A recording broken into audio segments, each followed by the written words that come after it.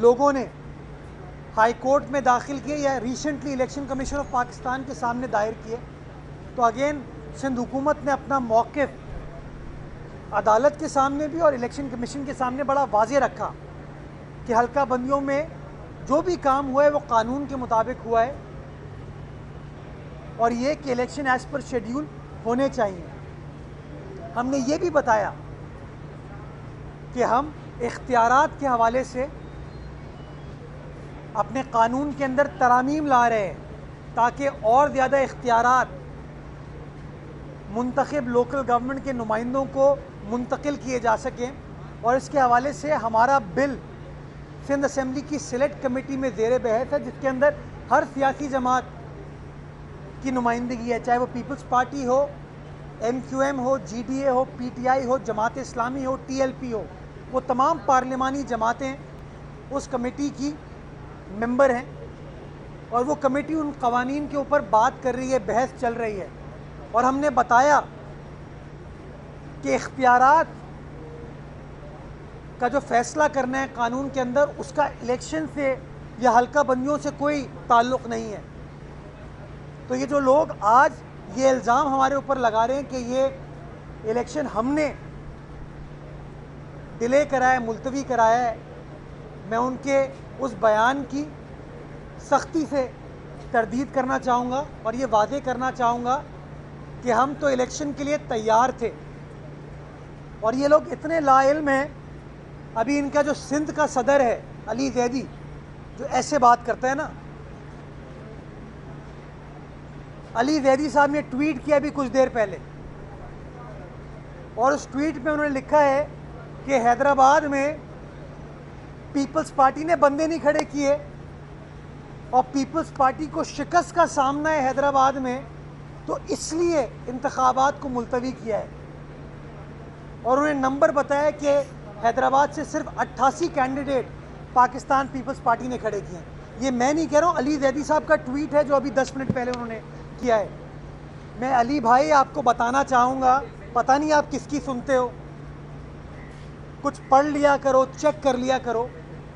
Hyderabad corporation की 160 नशिस्तें हैं, union committees हैं।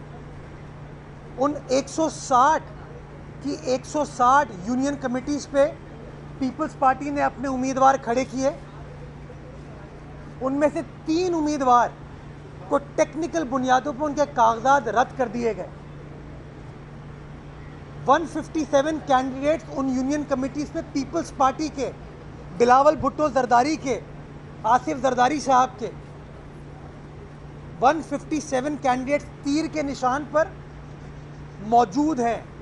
157 यूनियन कमिटीज़ पे पीपल्स पार्टी के उम्मीदवार मौजूद हैं और उन 157 में से 30 यूनियन कमिटीज़ पे बिला मुकाबला पाकिस्तान पीपल्स पार्टी के उम्मीदवार, तीर पर लड़ने वाले उम्मीदवार ऑलरेडी बिला मुकाबला कामयाब हो चुके हैं।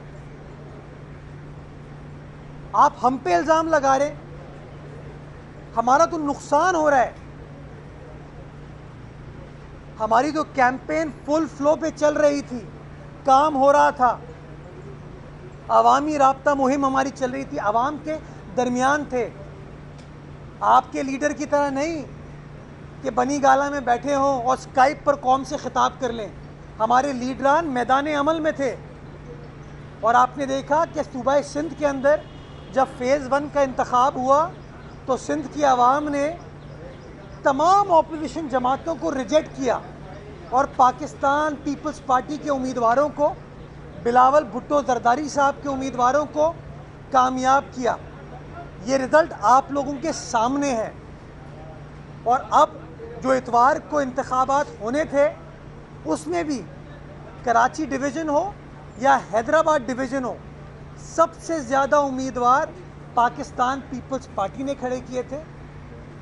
सबसे ज़्यादा कैनवसिंग, कैंपेनिंग पाकिस्तान पीपल्स पार्टी के नुमाइंदे कर रहे थे, उम्मीदवार कर रहे थे। और ये हैदराबाद की जो मैंने आपको मिसाल दी कि 30 यूनियन कमिटीज़ यानी कि 20% यूनियन कमिटीज़ जो हैं हम बिला मुकाबला कामयाब ऑलरेडी हो चुके थे।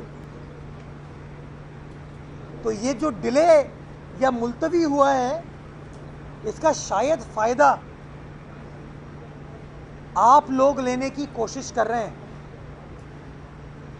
आपको लगता है कि रिसेंटली जो पंजाब के कुछ बाई इलेक्शन में आप अपनी 20 में से 15 नशिस्तें जीते हैं और 5 आप हार गए अपनी नशिस्तें, आपको लगता है शायद उसकी हवा के बेस पे आप सूबाई सिंध के अंदर कामयाब हो पाएंगे।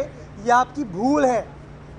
सिंध की आवाम ने 2018 में भी आपको रिजेक्ट किया, आम इंतखाबात में, बाई इलेक्शंस में आपको रिजेक्ट किया, बल्दियाती इंतखाबात के पहले फेज़ में आपको रिजेक्ट किया, और अब ये जो सेकंड फेज़ इतवार को होना था, इसमें भी शिकस्त आपका मुक़द्दर थी। तो आप अपनी लाइल्मी की बेसिस के ऊपर इल्ज़ाम तराशी की सियासत ख़त्म करें। दूसरी गुजारिश मैं ये करना चाहूँगा कि ये क्या मंतक है कि पंजाब में आप इलेक्शन जीतते हैं तो वही इलेक्शन कमीशन ऑफ पाकिस्तान इंतखाबात करा रहे हैं पंजाब में, कोई मुख्तलिफ इलेक्शन कमीशन तो नहीं है। तो ये कैसे हो सकता है कि आप एक तरफ कहते हैं कि इलेक्शन कमीशन ऑफ पाकिस्तान जानिबदार है, आप कहते हैं कि चीफ इलेक्शन कमिश्नर साहब आज़ाद मुनसिफाना इंतखाबात नहीं करा रहे, और फिर पंजाब में जब इंतखाबात होते हैं तो आप कामयाब हो जाते हैं। तो ये तो नहीं हो सकता कि जहाँ पे आपका मकसद कोई चीज़ सर्व कर रहे हो तो सब कुछ ठीक है, और जहाँ आपके ख़िलाफ़ कोई चीज़ हो जाए या आप कामयाब ना हो पाएँ तो आप इल्ज़ाम तराशियाँ स्टार्ट कर दें। मैं समझता हूँ पाकिस्तान तहरीक इल्ज़ाम के इल्ज़ामात की वजह से पाकिस्तान को पिछले 4 साल से नुकसान हो रहा है, और इस नुकसान के सिलसिले को ख़त्म करने की ज़रूरत है। इल्ज़ामात की सियासत को ख़त्म करने की ज़रूरत है। आवाम के नुमाइंदे आइन के मुताबिक, कानून के मुताबिक अपने अगर नुमाइंदों का इंतखाब करेंगे वो अच्छी चीज़ है, और वो जल्द अज जल्द होना चाहिए। और आज भी पाकिस्तान पीपल्स पार्टी का और सिंध हुकूमत का ये मौक़िफ़ है कि इंतखाबात as per the given schedule 24 तारीख को हो जाते तो दूध का दूध पानी का पानी हो जाता। आपको पता चल जाता कि पीटीआई की क्या एग्जिस्टेंस है सूबाई सिंध के अंदर। पहले फेज़ में आप लोगों का सफाया हो चुका है। आपको हैदराबाद में उम्मीदवार नहीं मिले हैं। इनसे पूछिएगा 160 यूनियन कमिटीज़ में इन्होंने ख़ुद कितने बंदे खड़े किए बल्ले पे, इनके पास लोग नहीं हैं। तो खुदारा इल्ज़ाम तराशियों को ख़त्म करें और ग्राउंड रियलिटीज़ और हकीकत पर मबनी बात करें। हकीकत पर मबनी बात करेंगे तो उनको पता चल जाएगा कि ये लोग किस पोजीशन पर खड़े हैं। बहुत शुक्रिया। अच्छा, ये बता दें कि आसिफ अली जरदारी साहब के ऊपर बड़े इल्ज़ामात लगाए जा रहे हैं कि वो सिंध से अरबों रुपए लेकर गए हैं और लाहौर में जो सिंध हाउस है वहाँ पर फिर खरीदो फरोख्त कर रहे हैं। तो इन इल्ज़ामात में कितनी सजा कर रहे हैं? पाकिस्तान तहरीक इल्ज़ाम, इसीलिए इनका नाम लगा है ना। पंजाब में, लाहौर में कोई सिंध हाउस नहीं है। इनको ये नहीं पता, इनको ये समझने की ज़रूरत है। दूसरी चीज़, इल्ज़ाम कौन लगा रहा है?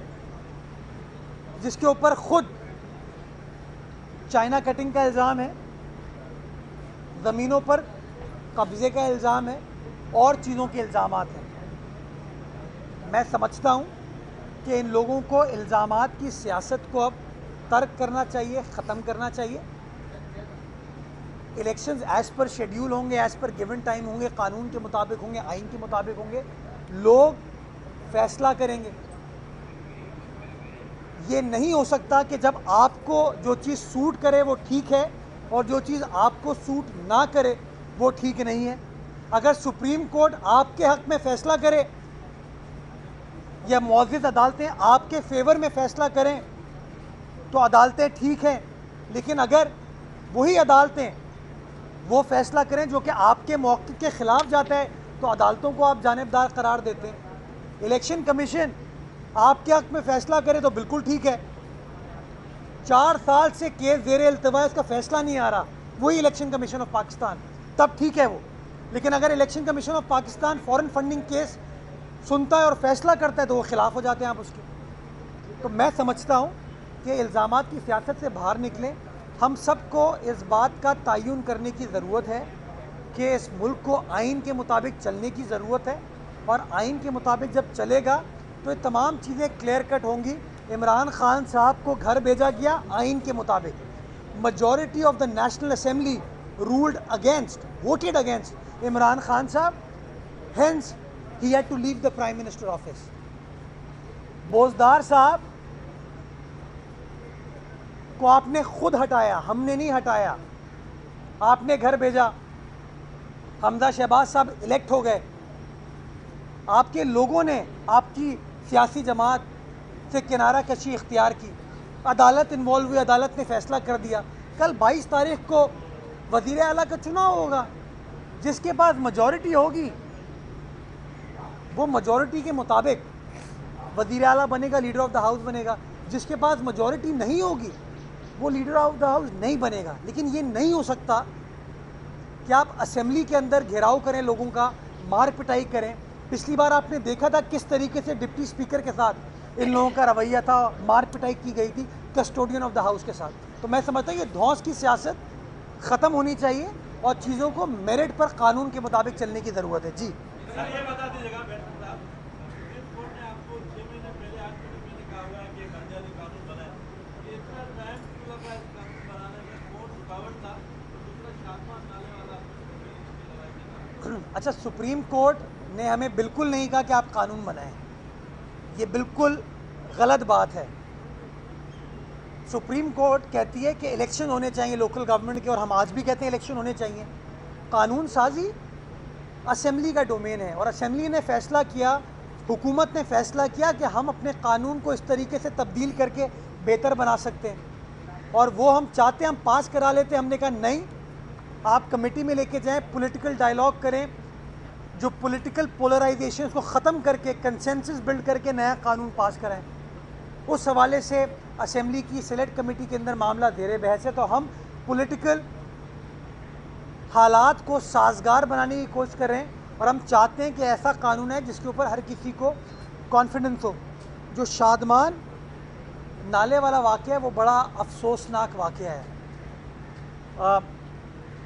बहुत सारे लोग उस पर सियासत करने की कोशिश कर रहे हैं, इल्ज़ाम तराशी, इल्ज़ाम बराए इल्ज़ाम सब कुछ लगाने की कोशिश कर रहे हैं वो। मैं समझता हूँ हमें इल्ज़ामात से बाहर निकलने की ज़रूरत है। वो जो शारा नूरजहाँ वाली रोड है जो कि ऑल द वे सखी हसन से होते हुए शादमान की तरफ जाती है, उसकी डेवलपमेंट का काम स्टार्ट हो गया है, और ये इसी पिछले दौर में हमने स्टार्ट करा है। मैंने उसका संगे बुनियाद रखा था। अफसोसनाक वाक़या नहीं होना चाहिए था, लेकिन किसी शख्स ने वो चीज़ जानबूझ के नहीं की।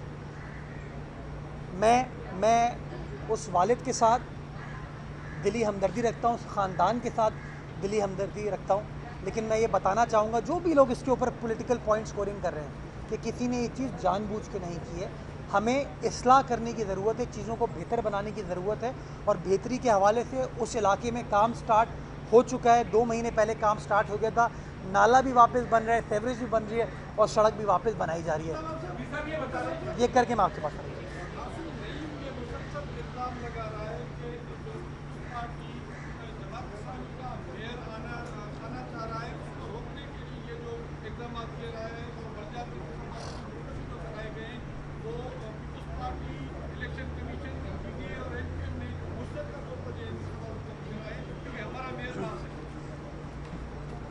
ये शायद अपने घर के मेयर बन जाएं, शायद। देखें, इन लोगों ने एहतजाज किया था असेंबली के बाहर। मेरे ख्याल में नमाज के टाइम पे लोग होते थे कोई 80, 100, 125, इशा के वक्त लोग आ जाते थे 100, 125। ये हाल है जमात इस्लामी का। ये कराची का मेयर मुंतखब करा रहे हैं। देखिए, प्रोपेगेंडा की पॉलिटिक्स मेरे ख्याल में जमात इस्लामी से अच्छा कोई और कर ही नहीं सकता, क्योंकि ये काम इन्होंने ज़िंदगी में कभी किया नहीं है। आपको याद होगा अफ़गानी साहब 8 साल तक इस शहर के मेयर थे। 1984 की बारिशें सबने देखी हैं। तो मैं उस तरफ इल्ज़ाम बरा इल्ज़ाम पे नहीं जाना चाहता। मैं तो चूँकि इलेक्शन का प्रोसेस चल रहा था, मेरे ऊपर इतने इल्ज़ामात लगाए इन्होंने, मैं खामोश बैठा हुआ था। तो अब चूँकि इलेक्शन थोड़े डिले हुए हैं तो मैं आज बाहर निकला। मैं कहा मैं इस हवाले से कुछ बात कर लूँ। मैं चाहूँगा कि कराची वाले जिस किसी शख्स को भी इलेक्ट करते हैं, जिस शख्स को इलेक्ट करते हैं उसको इलेक्ट करें, अपना मेयर मुंतखब करें, लेकिन वो शख्स आए, वो कानून देख के इंतखाबात लड़ रहा है। आज मैं आपको गारंटी करता हूँ कि अल्लाह ना करे अगर ये यूसी के भी चेयरमैन हो गए ना, अगर, तो ये फिर भी धरना देंगे, कहेंगे मेरे पास इख्तियारात नहीं है। तो मैं समझता हूँ इस रवैये से बाहर आने की ज़रूरत है, काम करने की ज़रूरत है। ये वो लोग हैं जो सिर्फ प्रोपेगेंडा कर सकते हैं, बातें कर सकते हैं, काम करने में इनकी ना कभी माजी में दिलचस्पी थी, ना आज दिलचस्पी और ना कल दिलचस्पी होगी। कल भी ये धरना ही दे रहे होंगे और कह रहे होंगे, इलेक्शन अगर हार गए तो कहेंगे धांधली हुई है, इलेक्शन मुलतवी हो गए तो कहेंगे पीपल्स पार्टी ने कराएं, और जब अल्लाह ना करे अगर यूसी भी जीत गए, काउंसलर भी जीत गए ना, तो फिर धरना दे रहे होंगे कि हमारे पास तो इख्तियारात नहीं, हमें इख्तियारात दो। तो मैं समझता हूँ इन धरनों से बाहर निकले। कराची वालों ने पिछले 8-9 माह में देख लिया कि कानून में इशू नहीं थे, काम करना चाहें तो काम किया जा सकता है, और इसी शहर के अंदर इसी मुर्तज़ा वहाब ने काम करके दिखाया है। उसको आप अपनी सियासी बुख्त की वजह से, जस्ट बिकॉज मैं बिलावल भुट्टो जरदारी का नुमाइंदा हूँ, तीर का नुमाइंदा हूँ, सिंध हुकूमत का नुमाइंदा हूँ, आप शायद मुझसे जमात इस्लामी इत्तफाक ना करें, लेकिन ग्राउंड रियलिटी ये है कि पिछले 4 सालों में सिर्फ इख्तियारात का रोना रोया जाता था। अब की बार बारिशें हुई, आपने देखा तमाम इंतज़ामिया हरकत में थी, काम किया गया और काम हुआ। जहाँ जहाँ पानी जमा हुआ, 350 मिलीमीटर बारिश हुई थी, जहाँ भी पानी जमा हुआ पानी निकाला गया, निकासी को यकीनी बनाया गया, और हम लोग खुद मैदान अमल में सरगर्म थे, काम कर रहे थे। और मैं समझता हूँ कराची वाले ऐसे लोग ही चाहते हैं जो काम कर रहे हो, ये ना कहें कैफ़े प्याला पर बैठ के चाय पीते हुए, पराठा खाते हुए कि मेरे पास तो इख्तियारात नहीं है। जी सर, कल पंजाब में वज़ीर आला इंतखाब होने जा रहे हैं, वो एक बहुत बड़ा सियासी मुहावरा है, जिससे लग रहा है कि किसी अरसे तक मुल्क की सियासत का जो है ना वो डायरेक्शन, सियासी गर्मी बढ़ी है। अच्छा, ये बता दें कि क्योंकि इस वक्त अददी अक्सरियत पीटीआई को हासिल है पंजाब में, अगर जो इत्तेहादी जमातें उनका वज़ीर आला मुंतखब हो गया तो आप समझते हैं कि जमहूरी प्रोसेस है? देखिए, कल का जो इलेक्शन है, आइन के मुताबिक, जो मैंने आइन पढ़ा है, आपको अपनी 51% मेजॉरिटी साबित करनी है, सिंपल मेजॉरिटी। तो उसके हाउस का जो 51% पूरा कर लेगा वो लीडर ऑफ द हाउस बनेगा। PMLN को, उसके इत्तहादियों को अपने नंबर पूरे करने हैं, और PTI और उसके इत्तहादियों को अपने नंबर पूरे करने हैं। जो भी सियासी जमात अपने नंबर पूरा कर लेगी, उसको पूरा हक हासिल होगा कि पंजाब में अपनी हुकूमत बनाए, अपनी काबीना बनाए और अपना लीडर ऑफ द हाउस मुंतखब करे। लेकिन इम्पॉर्टेंट चीज़ ये है कि आप अपने नंबर पूरे करें। जैसा कि शहबाज शरीफ साहब को इलेक्ट कराने के लिए पाकिस्तान पीपल्स पार्टी ने, नून लीग ने, JUI ने, ANP ने, हमारे इत्तहादी MQM वगैरह ने अपने नंबर्स को पूरा किया था, या PTI ने खैबर पख्तूनख्वा में अपने नंबर को पूरा किया, या PTI ने पंजाब में बोजदार साहब को वज़ीर आला बना के अपने नंबर पूरे किए, या हमने मुराद अली शाह साहब के नंबर पूरे किए। तो अगर परवेज़ इलाही साहब को वो वज़ीर आला बनाना चाहते हैं तो उनको अपना नंबर पूरा करना पड़ेगा। अब क्या पता जो सबसे बड़ी सियासी जमात है जिसके बारे में आप कह रहे हैं, क्या पता उसके अरकान इस बात से इत्तफाक ना करें कि हमारा वज़ीर आला जो है वो परवेज़ इलाही नहीं होना चाहिए। हम क्यों किसी इत्तहादी को वज़ीर आला बनाएं? हमारे सबसे ज़्यादा वोट हैं, वज़ीर आला हमारी सियासी जमात से होना चाहिए। तो ओनस सियासी जमात के ऊपर है कि वो अपने नंबर पूरा करे। जो सियासी जमात 51% पूरा कर लेगी, उसको पूरा आइनी, कानूनी, इखलाकी हक हासिल है कि अपनी हुकूमत कायम करे। जी